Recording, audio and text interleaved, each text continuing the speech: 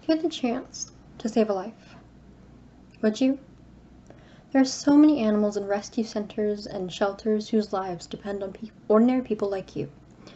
First, I'm going to tell you why you shouldn't adopt from pet stores or breeders, and then I'd like to address some common problems people have with rescues and how you can deal with them. Lastly, I'd like to tell you about my own experience with a rescue. Puppy mill, defined by Merriam-Webster's dictionary as a commercial farming operation in which purebred dogs are raised in large numbers and often in substandard or poor conditions. The Humane Society estimates that as of January 2020, there are 10,000 puppy mills in the United States. 10,000 including both USDA licensed and unlicensed.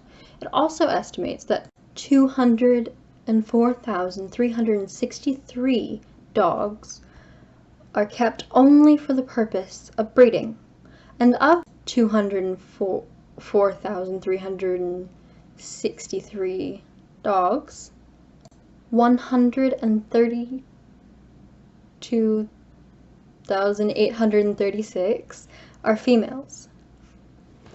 And these astounding numbers only represent the USDA licensed facilities.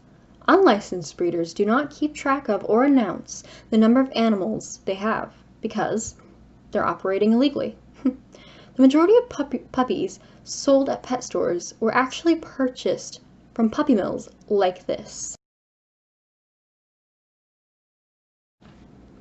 The dogs who are lucky enough to be found and taken to shelters may receive medical attention, but the damage of abuse will remain for quite a long time.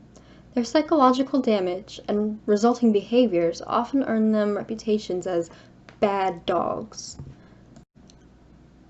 Aggressive, vicious, dangerous.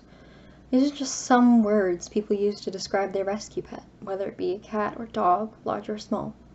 Animals who end up in shelters and rescue centers have more than likely survived traumas that humans like us could never fathom. There are two main problems owners of rescued dogs typically face. The first is fear-based aggression. A dog who has been physically abused may cower, whine, or even lash out at their new owners.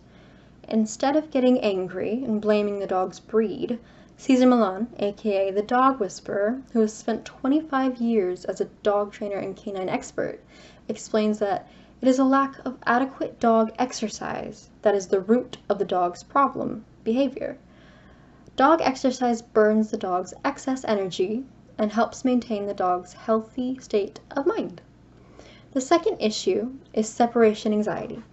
It is extremely important that you do not get angry and scold your dog, even if he has just made a huge mess in your living room. The ASPCA recommends trying out different methods to help your dog cope with being left alone at home. One method is graduated departures. This entails moving out of your dog's sight for a few minutes and then returning, gradually increasing the amount of time you are gone.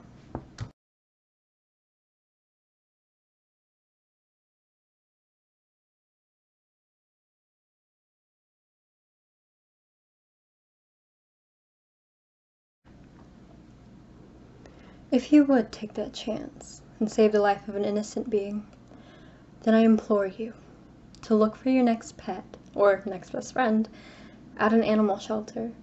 I beg you to try and find a pet among those who have never known kindness, who would do anything for a safe place to sleep and a bowl of kibble.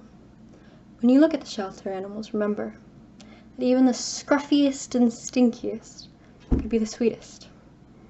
You don't have to be a superhero to save a life.